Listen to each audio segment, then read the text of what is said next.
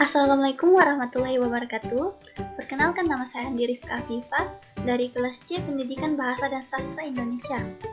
Di sini saya akan mempresentasikan mengenai 5 materi yang ada pada pembelajaran pendidikan agama Islam. Yang pertama itu, mengapa dan bagaimana PAI diajarkan di perguruan tinggi. Konsep pembelajaran PAI di perguruan tinggi. Pembelajaran dimaknai sebagai usaha belajar yang dilakukan oleh peserta didik yang pada karakternya, pada prakteknya didasarkan pada sebuah teori yang jelas dengan harapan menghasilkan sesuatu perubahan pada dirinya baik berupa pengetahuan, sikap, maupun keterampilan. Pembelajaran mengandung makna suatu proses komunikasi yang terjadi secara dua arah yang dilakukan oleh seorang pendidik dengan peserta didiknya. Sedangkan belajar hanya usaha yang dilakukan oleh peserta didik. Sakala tahun 2006. Menurut Ahmadi, pendidikan Islam ialah segala usaha untuk memelihara dan mengembangkan fitrah manusia serta sumber daya manusia yang apa padanya menuju terbentuknya manusia seutuhnya atau insan kamil sesuai dengan norma Islam. Adapun pengertian pendidikan agama Islam menurut Ahmadi adalah usaha yang lebih khusus ditekankan untuk mengembangkan fitrah keberagaman subjek didik agar lebih mampu memahami, menghayati, dan mengamalkan ajaran-ajaran Islam. Konsep pendidikan agama Islam setidak-tidaknya ada dua pandangan tentang keberadaan pendidikan agama Islam. Pertama, pendidikan agama Islam secara sempit dipandang sebagai mata kuliah yang sama dengan yang lainnya, termasuk arti jumlah SKS. Rahman 2012. Pandangan ini sungguh tidak memberikan arti bagi kehidupan beragama mahasiswa.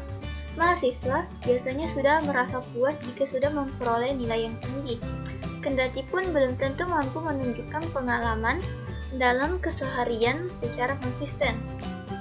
Fitria et al. 1970. Kedua, pendidikan agama Islam secara luas dipandang sebagai mata kuliah yang memiliki jangkauan yang lebih daripada yang tertulis dalam dokumen. Pendidikan agama Islam bertanggung jawab tidak hanya pada tataran pengajaran, melainkan lebih mementingkan pada tataran pendidikan, yaitu di samping membangun intelektualitas mahasiswa, juga membangun pribadinya sehingga menjadi insan kamil. Selanjutnya, alasan PAI diajarkan di perguruan tinggi. Perguruan tinggi merupakan pusat pemberdayaan sumber daya manusia sehingga kualitas sumber daya manusia harus terjaga, kualitas dan kuantitasnya baik dari segi ilmu pengetahuan maupun ilmu spiritual sehingga tercipta sumber daya manusia yang sesuai dengan tujuan pendidikan. Pada rumusannya, sistem pendidikan nasional terdapat dua istilah yang sangat erat hubungannya dengan agama, yaitu iman dan takwa. Dengan demikian, untuk tumbuhnya manusia yang beriman dan bertakwa, sebagian besar merupakan partisipasi pendidikan agama. Untuk menuju ke arah itu, pendidikan haruslah dirancang sedemikian rupa sehingga mampu menghasilkan output seperti yang diharapkan, yang intinya adalah manusia yang cerdas pikir, cerdas sikir, terampil kerja, dan cerdas hati, juga manusia yang siap pakai. Berkaitan dengan hal ini, Fuad Amsyari, salah satu anggota Dewan Pakar IMMI Pusat, menawarkan konsep pembelajaran agama Islam di Indonesia melalui dua determinan pokok, yaitu yang pertama, substansi atau isi ajaran Islam, dan yang kedua, problema sosial yang sering dihadapi oleh umat agama mampu menjawab tantangan sosial di masyarakatnya. Selanjutnya, sumber psikologis, sosial budaya, historis, dan yuridis tentang perlunya pembelajaran pendidikan agama Islam dan model pendekatan atau metode pembelajaran pendidikan agama Islam di perguruan tinggi. Yang pertama itu psikologis. Secara ringkas, terdapat dua pandangan yang berbeda mengenai pendidikan agama Islam di perguruan tinggi. Pendapat pertama menyatakan bahwa pendidikan agama Islam perlu diajarkan di perguruan tinggi. Alasannya, negara, dalam hal ini perguruan tinggi, wajib menjaga keberagaman para warganya, termasuk menjaga keberagaman para mahasiswa yang sedang belajar di perguruan tinggi.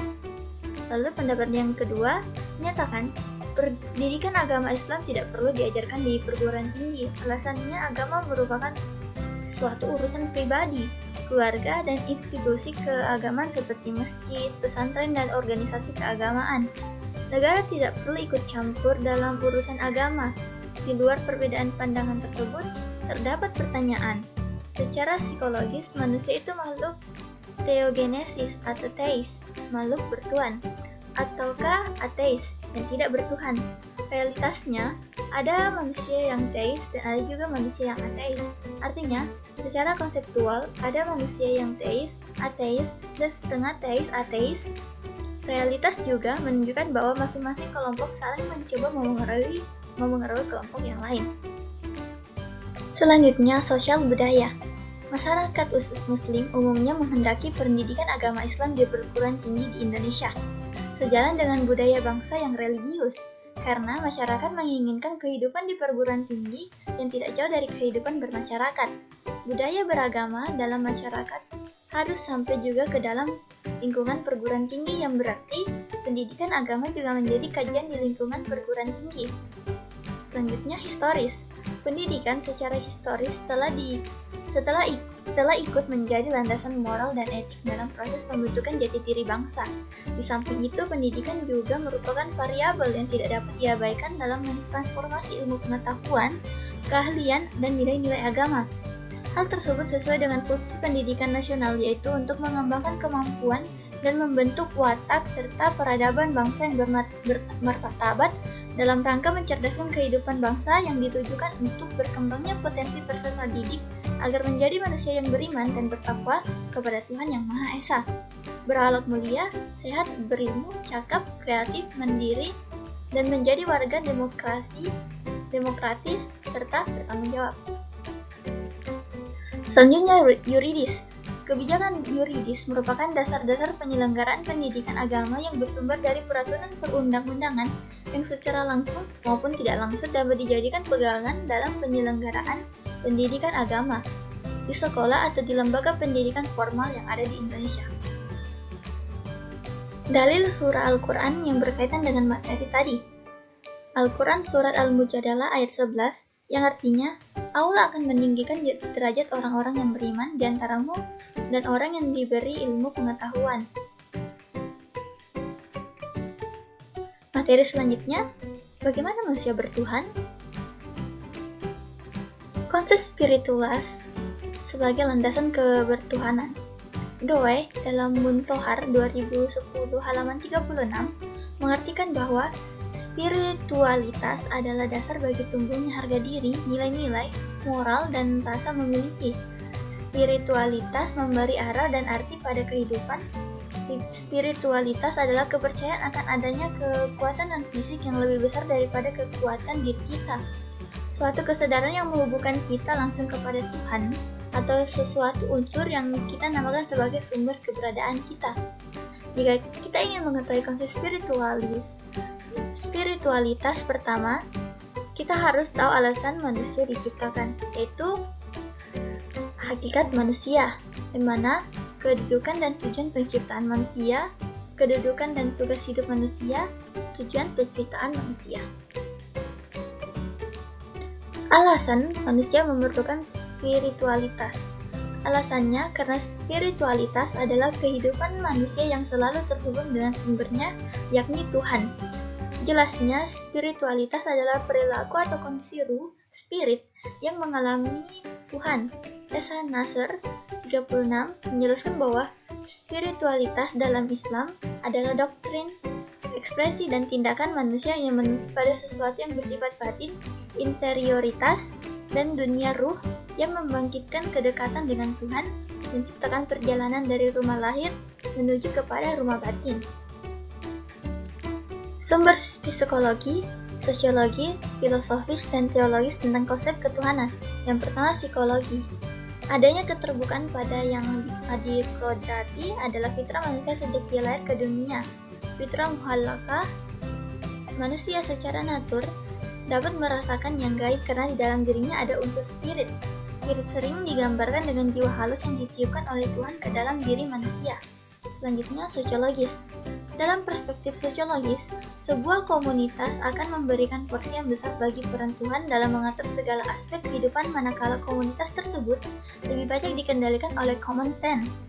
Pendek kata, dalam masyarakat yang belum maju tingkat pendidikannya, setiap permasalahan selalu dikaitkan dengan Tuhan. Filosofis. Argumen tentang Tuhan yang dikemukakan oleh Al-Kindi dibangun atas 4 premis. Pertama, alam semesta bersifat terbatas dan diciptakan dalam waktu. Kedua, pencipta harus bersifat esa. Ketiga, sesuatu ada karena ada sebab-sebab lain. Keempat, wujud Tuhan dapat diamati dari keberadaan alam semesta dari makrokosmos. Lalu secara teologis, dalam perspektif teologis, masalah ketuhanan, kebenaran, dan keberagaman harus dicarikan penjelasannya dari sesuatu yang dianggap sakral dan dikultuskan karena dimulai dari atas, dari Tuhan sendiri melalui wahyunya. Artinya, kesadaran tentang Tuhan, baik buruk, cara beragama, hanya bisa diterima kalau berasal dari Tuhan sendiri. Tuhan memperkenalkan dirinya, konsep baik buruk, dan cara beragama kepada manusia melalui berbagai pernyataan, baik yang dikenal sebagai pernyataan umum seperti penciptaan alam semesta, pemeliharaan alam, penciptaan semua makhluk, maupun pernyataan khusus, seperti yang kita kenal melalui firman-Nya dalam kitab suci, penampakan diri kepada nabi-nabi, bahkan melalui inkarnasi menjadi manusia dalam dogma Kristen. Cara manusia meyakini dan mengimani Tuhan. Iman kepada Allah Subhanahu wa Ta'ala merupakan pokok dari seluruh iman yang tergabung dalam rukun iman. Karena iman kepada Allah Subhanahu wa Ta'ala merupakan pokok dari keimanan yang lain, maka keimanan kepada Allah Subhanahu wa Ta'ala harus tertanam dengan benar kepada diri seseorang. Sebab jika iman kepada Allah Subhanahu wa Ta'ala tidak tertanam dengan benar, maka ketidakbenaran ini akan berlanjut kepada keimanan yang lain, seperti iman kepada malaikatnya, kitab-kitabnya, rasul-rasulnya, hari kiamat, serta qada dan qadarnya. Ditinjau dari segi umum dan yang khusus, ada dua cara beriman kepada Allah Subhanahu wa Ta'ala. Yang pertama, bersifat ijmali. Cara beriman kepada Allah Subhanahu wa Ta'ala yang bersifat ijmali maksudnya adalah bahwa kita mempercayai Allah Subhanahu wa Ta'ala secara umum atau secara garis besar. Yang kedua itu bersifat tafsili. Cara beriman kepada Allah Subhanahu wa Ta'ala yang bersifat tafsili maksudnya adalah mempercayai Allah secara rinci. Selanjutnya, esensi dan urgensi visi ilahi untuk membangun dunia yang damai. Untuk membangun dunia yang damai, aman, penuh kasih dan sejahtera yang mencakup kehidupan holistik, komprehensif, dan empatik. Hanya mereka yang memiliki kesadaran dan kecerdasan spiritual yang telah dikaruniai kepada orang-orang pilihannya Allah Subhanahu wa Ta'ala. Manusia adalah makhluk yang sempurna. Kesempurnaannya ditandai dengan ditiupkannya salah satu tajalli, yaitu roh. Jika manusia masih mengikuti tuntunan dan ajarannya, maka manusia akan hidup dekat dengan Tuhan. Begitu pula dengan sebaliknya, jika ia tergoda dengan materi, ia akan jatuh dari Tuhan. Namun seringkali, tidak ada materi dan ragawi dalam dirinya memaksanya untuk tunduk kepada kesenangan karena dorongan spiritualitas. Dalam paling tidak, ada tiga topologi manusia, yaitu an-nafs, al-amarah, bisu, jiwa yang selalu tergerak melakukan. Yang kedua, an-nafs al-lawamah, jiwa yang selalu mencela diri. Yang ketiga, an-nafsal mutmainnah, jiwa yang tenang. Untuk terhindar dari itu semua, maka manusia harus konsisten dalam kebaikan dan kebenaran Tuhan. Oleh karena itu, sisi spiritual harus memainkan peran utama dalam kehidupan manusia sehingga ia merasakan pengalaman Tuhan dan dapat melihat sesuatu dengan tubuh ilahi. Visi ilahi yang dibutuhkan oleh manusia sehingga tindak lanjut manusia berdasarkan semangat cinta kepada Tuhan sebagai manifestasi kebenaran dan pengabdian serta pelayanan kepada sesama cipta-ciptaannya. Ini dalil surah Al-Quran mengenai materi tadi. Al-Quran Surat An-Nisa ayat 176 yang artinya, wahai orang-orang yang beriman, Tetaplah beriman kepada Allah dan Rasul-Nya, Muhammad, dan kepada kitab Al-Quran yang diturunkan kepada Rasul-Nya, serta kitab yang diturunkan sebelumnya. Barang siapa yang ingkar kepada Allah, malaikat-malaikatnya, kitab-kitabnya, rasul-rasulnya, dan hari kemudian, maka sungguh orang itu telah tersesat sangat jauh. Materi selanjutnya mengenai bagaimana agama menjamin kebahagiaan. Konsep dan karakteristik agama sebagai jalan menuju Tuhan dan kebahagiaan. Dalam kitab Misanul Amal, Al-Ghazali menyebutkan bahwa as-sa'adah, bahagia, terbagi dua. Pertama, bahagia hakiki dan bahagia majasi. Bahagia hakiki adalah kebahagiaan ukhrawi didapatkan dengan modal iman, ilmu, dan amal. Kebahagiaan abadi dan rohani. Dan bahagia majasi adalah kebahagiaan duniawi didapatkan dari orang yang beriman dan tidak beriman. Diantaranya kebahagiaan duniawi adalah harta, keluarga, kedudukan terhormat. Alasan manusia harus beragama dan bagaimana agama dapat membahagiakan umat manusia. Kunci beragama berada pada fitrah manusia, yaitu sesuatu yang melekat pada diri manusia dan telah menjadi karakter manusia. Profesor Udin Winataputra mengungkapkan bahwa fitrah adalah keadaan lahir dalam kesucian murni, suci dari dosa dan telah beragama, yakni agama Islam. Tugas manusia adalah berupaya agar kesucian dan keimanan terus terjaga dalam hatinya hingga kembali pada Allah Subhanahu wa Ta'ala. Sumber historis, filosofis, psikologis, dan sosiologis tentang pemikiran agama sebagai jalan menuju kebahagiaan. Yang pertama, sumber historis. Pada sepanjang sejarah hidup manusia, beragama itu merupakan kebutuhan dasar manusia yang paling hakiki. Yang kedua, sumber psikologis, kebutuhan manusia terhadap agama. Sebagaimana yang telah dijelaskan dalam uraian sebelum ini, yang tadi telah saya jelaskan, bahwa manusia menurut Al-Quran adalah makhluk rohani, makhluk jasmani, dan makhluk sosial. Sebagai makhluk rohani, manusia membutuhkan ketenangan jiwa, ketentraman hati, dan kebahagiaan rohani. Yang ketiga itu sumber sosiologis. Di antara karakter manusia, menurut Al-Quran, manusia adalah makhluk sosial. Makhluk sosial artinya tidak bisa hidup sendirian dan tidak bisa mencapai tujuan hidupnya tanpa keterlibatan orang lain. Lalu sumber filosofis. Pada kenyataannya, manusia tidak bisa hidup tanpa agama karena secara filosofis, asal-usul manusia akan dipertanyakan dari mana asalnya. Ketika kita telah memiliki agama, maka tentunya pertanyaan ini akan terjawab, sehingga manusia tidak akan tersesat karenanya. Karena filosofisnya, agama ada untuk mengatur hidup manusia agar damai dan sejahtera yang diikat oleh norma-norma agama dan aturan. Selanjutnya, argumen tentang Tauhidullah sebagai satu-satunya model beragama yang benar. Tauhidullah adalah barometer kebenaran agama-agama sebelum Islam. Jika agama Samawi yang dibawa oleh nabi-nabi sebelum Muhammad SAW, Allahumma shalli wa barik alaih, masih Tauhidullah, maka agama itu benar. Dan seandainya agama nabi sebelum Muhammad SAW, Allahumma shalli wa barik alaih, itu sudah Tauhidullah, yakni sudah ada syirik, unsur menyekutukan Allah. Maka dengan terang benderang agama itu telah melincang salah dan sesat menyesatkan. Esensi dan urgensi komitmen terhadap nilai-nilai tauhid untuk mencapai kebahagiaan. Nilai-nilai yang dibangun di atas jiwa tauhid merupakan nilai positif, nilai kebenaran, dan nilai ilahi yang abadi yang mengandung kebenaran mutlak dan universal. Nilai mutlak dan universal terdapat di dalamnya dapat menjadikan misi agama ini sebagai rahmatan lil alamin. Agama yang membawa kedamaian, keselamatan, kesejahteraan, dan kebahagiaan umat manusia, lahir dan batin. Komitmen terhadap nilai-nilai universal Al-Quran menjadi syarat mutlak untuk memperoleh kebahagiaan. Inilah dalil surah Al-Quran mengenai materi tadi.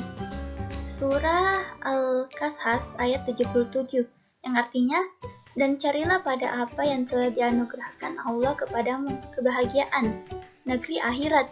Dan janganlah kamu melupakan kebahagiaanmu dari kenikmatan duniawi dan berbuat baiklah kepada orang lain sebagaimana Allah telah berbuat baik kepadamu. Dan janganlah kamu berbuat kerusakan di muka bumi, sesungguhnya Allah tidak menyukai orang-orang yang berbuat kerusakan.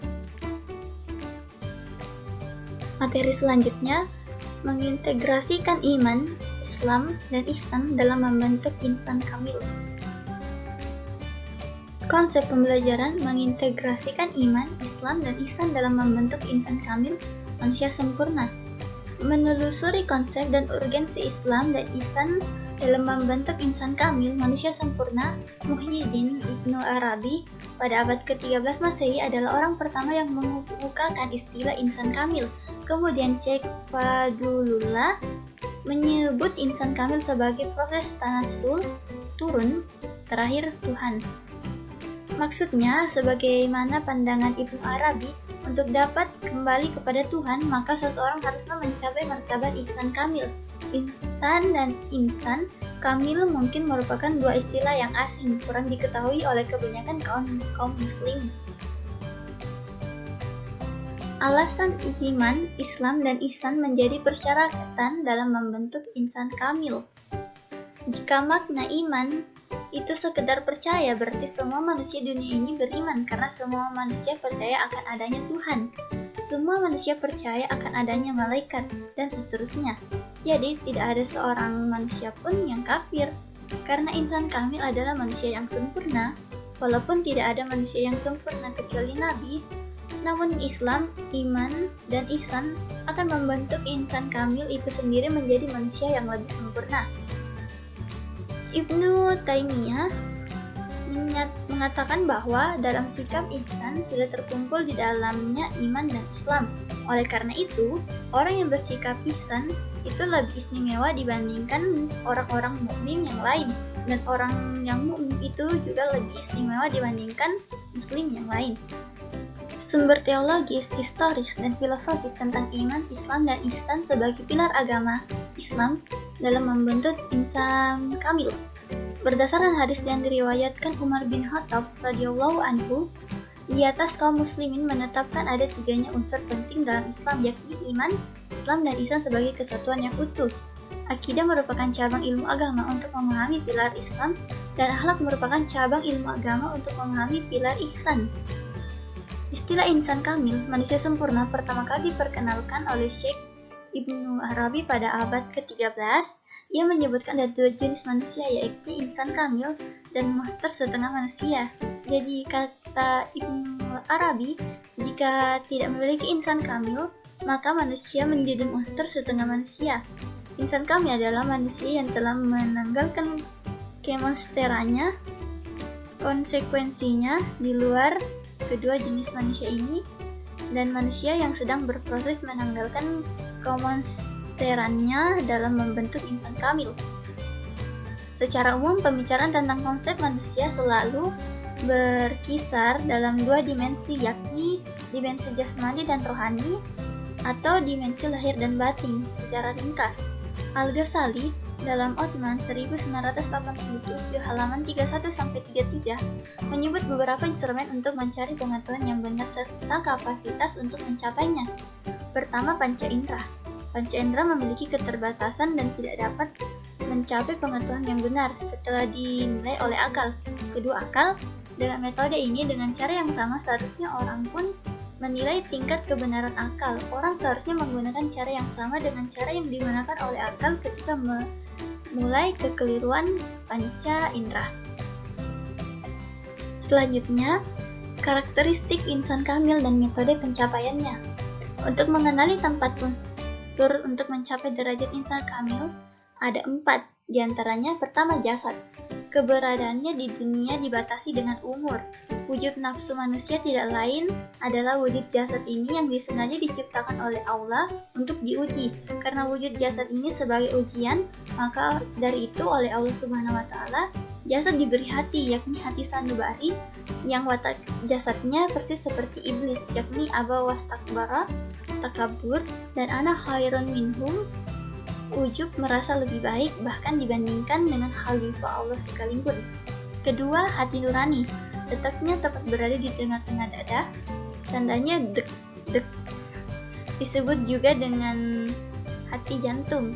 Hati nurani dijadikan Allah Subhanahu wa Ta'ala dari cahaya. Wataknya seperti para malaikatnya yang rela sujud patuh dan tunduk kepada wakilnya, Tuhan di bumi.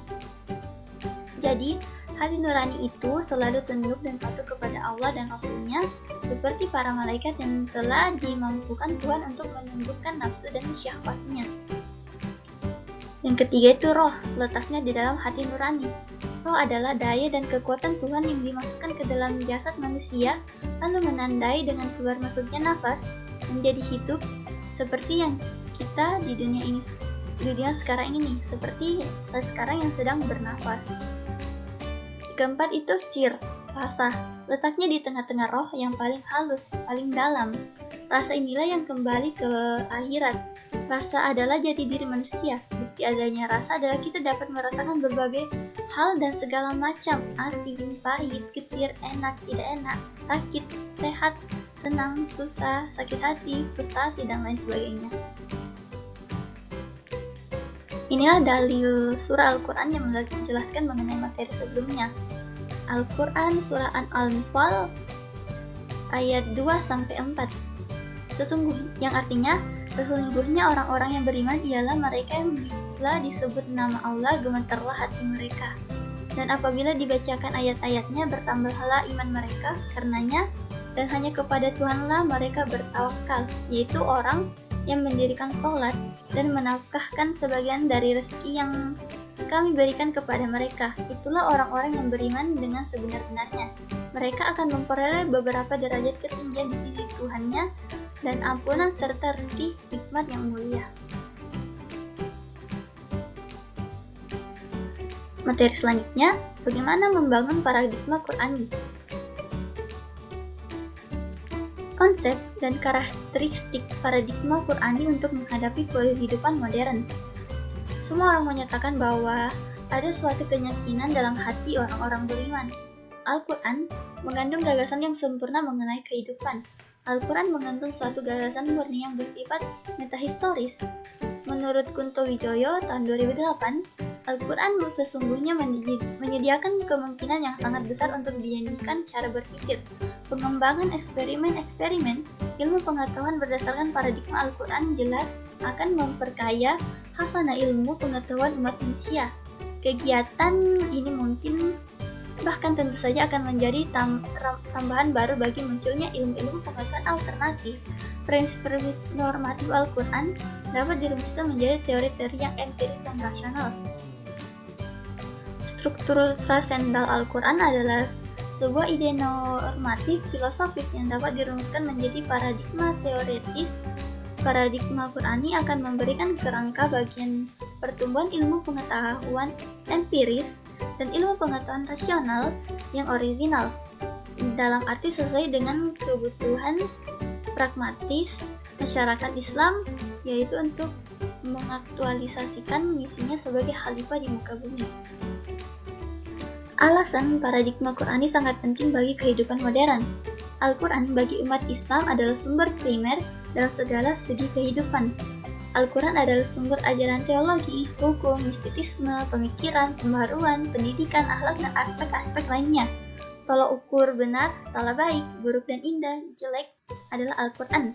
Jika mencari sumber lain dalam menentukan benar salah, baik buruk, indah jelek, maka seseorang dianggap tidak konsisten dalam berislam.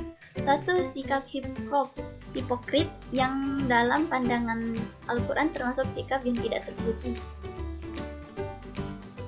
Yusuf Al-Qaradawi menjelaskan bahwa tujuan diturunkan Al-Quran paling tidak ada 7 macam, yaitu yang pertama meluruskan akidah manusia, kedua meneguhkan kemuliaan manusia dan hak-hak asasi manusia, 3. mengarahkan manusia untuk beribadah secara baik dan benar kepada Allah, keempat mengajak manusia untuk menyucikan rohani, kelima membangun rumah tangga yang sakinah dan menempatkan posisi terhormat bagi perempuan, keenam membangun umat menjadi saksi atas kemanusiaan, dan yang ketujuh mengajak manusia agar saling menolong. Selanjutnya, Sumber historis, filosofis, psikologis, sosiologis tentang paradigma Qur'ani untuk kehidupan modern. Untuk menggali sumber historis, filosofis, psikologis, sosiologis, dan pedagogis tentang paradigma Qur'ani yang membawa kemajuan dan kemodernan pada zaman silam. Kita dapat mempelajari cara-cara untuk mencapai kemajuan pada zaman keemasan Islam dan mempelajari peran Al-Quran dalam mewujudkan kemajuan itu. Dalam sejarah peradaban Islam, ada suatu masa yang disebut masa keemasan Islam.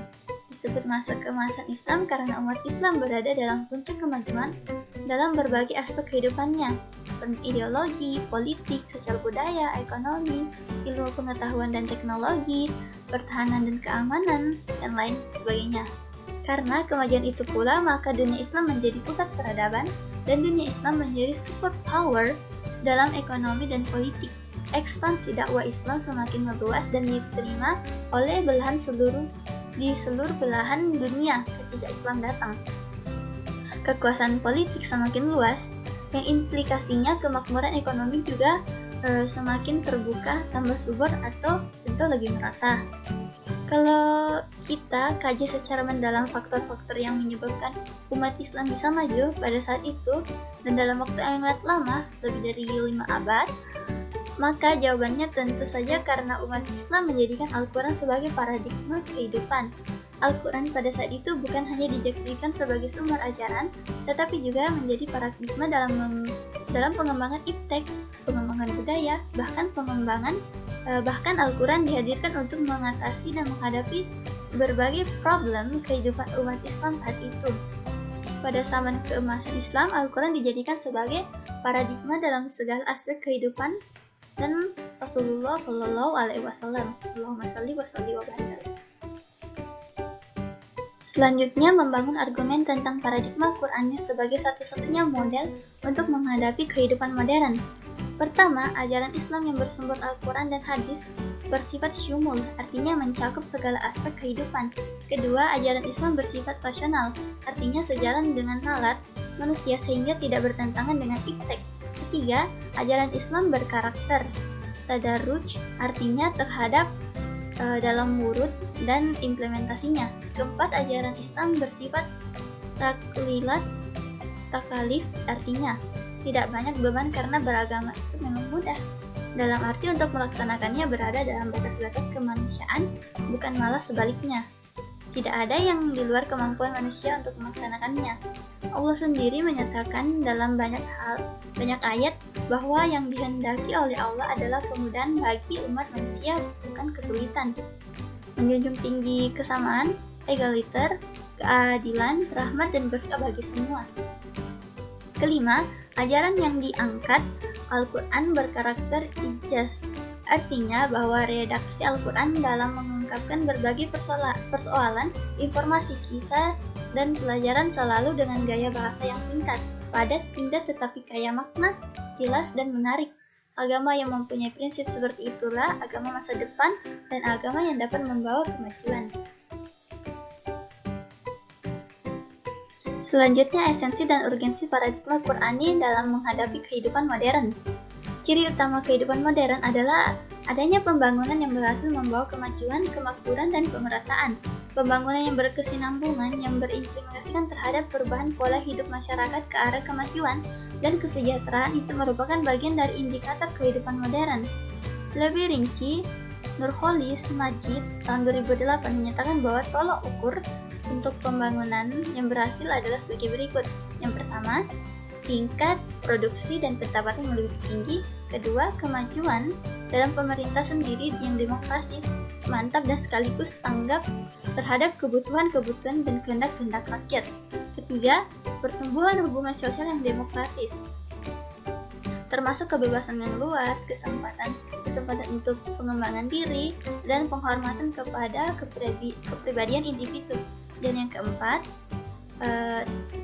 tidak mudah terkena komunisme dan totalitarisme lainnya karena alasan-alasan tersebut.